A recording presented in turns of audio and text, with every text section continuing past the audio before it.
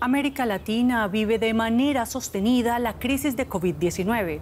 Es la región del mundo con el mayor número de fallecidos y de la misma manera con la peor crisis económica.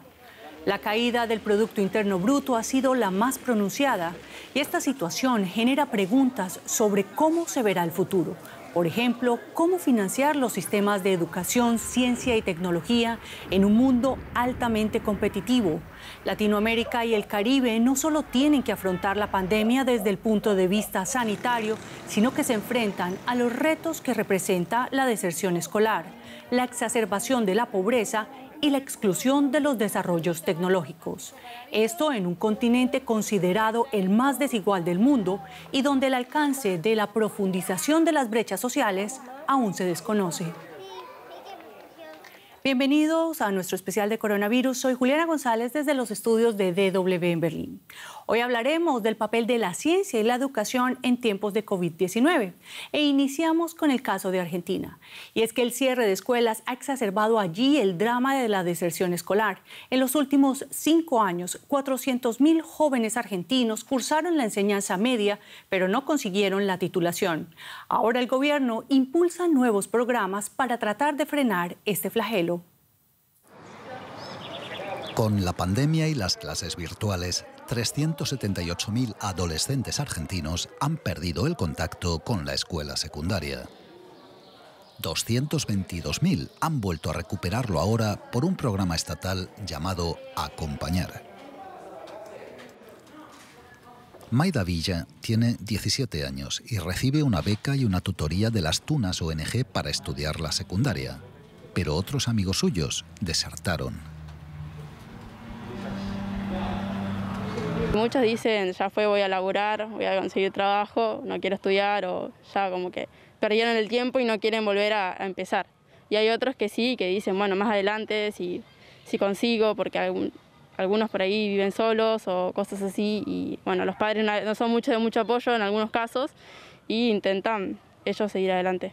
Bastante en la organización de mi colegio, principalmente.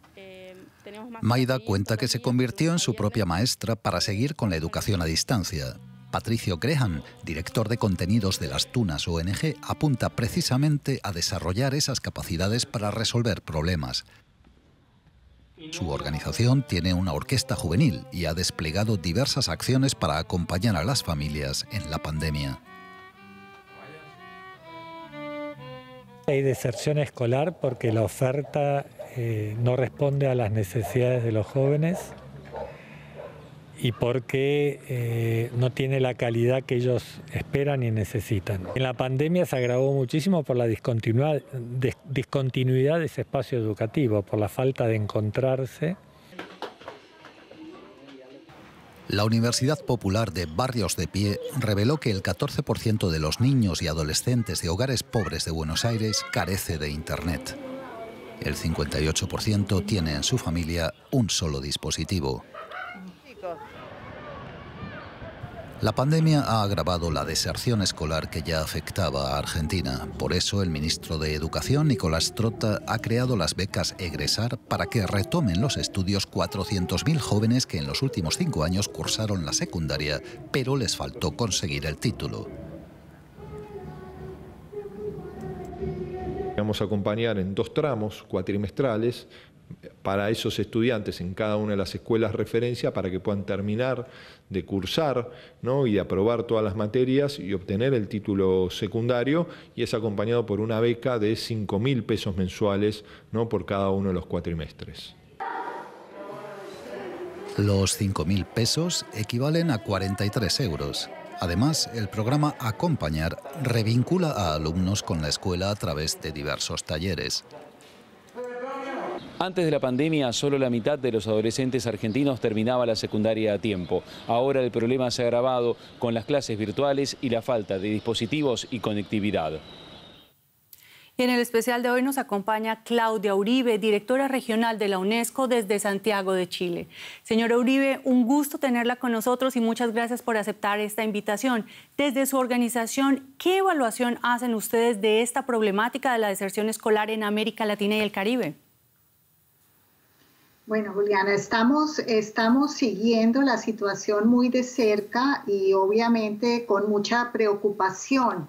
Usted sabe que antes de la pandemia en la región había 12 millones de niños y niñas que estaban fuera del sistema educativo. Hoy en día estimamos que la pandemia va a crecer ese número en unos 3 millones de niños adicionales. Así que es una preocupación muy, muy fuerte y estamos buscando maneras de apoyar a los países para poder mitigar esta situación. Señora Uribe, y si uno mira los estallidos sociales precisamente en Chile y en Colombia, por mencionar solo dos ejemplos, escucha el clamor de esos jóvenes por tener acceso a la educación. Un reclamo incluso por encima de la crisis sanitaria de la pandemia. Específicamente, ¿qué políticas públicas deben priorizarse para este grupo de manera que se garanticen sus derechos a la educación y a una vida digna? Mire, yo creo que la región entera tiene una gran deuda con los jóvenes. Hay muchos obstáculos y los sistemas educativos, muchos están conformados de una manera que desgranan la matrícula una vez que los niños ingresan a través de procesos de selección.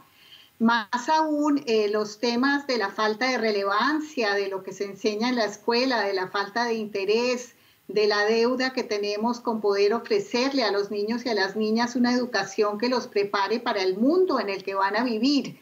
Creo que ahí hay una deuda importante en donde estamos empeñados en poder trabajar y poder saldarla. Pero si antes de la pandemia eso venía siendo una deuda, ahora con la pandemia, ¿cómo se puede financiar realmente este salto? Bueno, ese es un desafío que tienen los países y justamente desde la UNESCO estamos haciendo un llamado a que todos los países puedan mantener o inclusive aumentar sus presupuestos educativos, porque el financiamiento que se requiere para poder regresar a la normalidad, digamos, es un financiamiento importante. Tenemos que hacer mejoras en muchos de los aspectos de los sistemas, desde poder hacer adecuaciones en la infraestructura, a mejorar los contenidos educativos, a seguir preparando a los docentes para poder enseñar en este contexto que genera nuevos desafíos. Esto sin duda, pero cuando uno revisa en general lo que sucede en América Latina, se encuentra, por ejemplo, con datos inquietantes que incluso antes de la pandemia ya veíamos en la región que existía un grave problema de comprensión lectora. ¿Cómo se puede cambiar, por ejemplo, esta tendencia? Bueno, así es. Los propios estudios de la UNESCO indican que en la región hasta 6 niños de cada 10 no alcanzan los niveles mínimos de competencias lectoras en la región. Hay mucho trabajo por hacer al respecto, que empieza desde la etapa más temprana de la educación, desde los primeros grados, que son sumamente importantes para poder preparar a los niños para este aprendizaje. Pero hay una tarea pendiente también en el trabajo con los docentes, en el trabajo de los currículos, en el trabajo de todos los programas educativos que hay que implementar. Usted sabe que la región de América Latina no es una región muy lectora y eso es algo que tenemos y estamos trabajando fuertemente por mejorar y por corregir.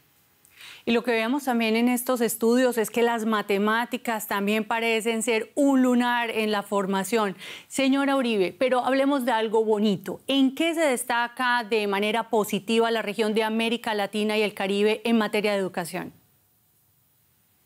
Bueno, yo creo que en el escenario de la pandemia, que si bien ha sido tan difícil, es muy reconfortante ver de qué manera han respondido los sistemas educativos de la región y cómo ha habido una reacción tan rápida a montar todos los sistemas de educación remota.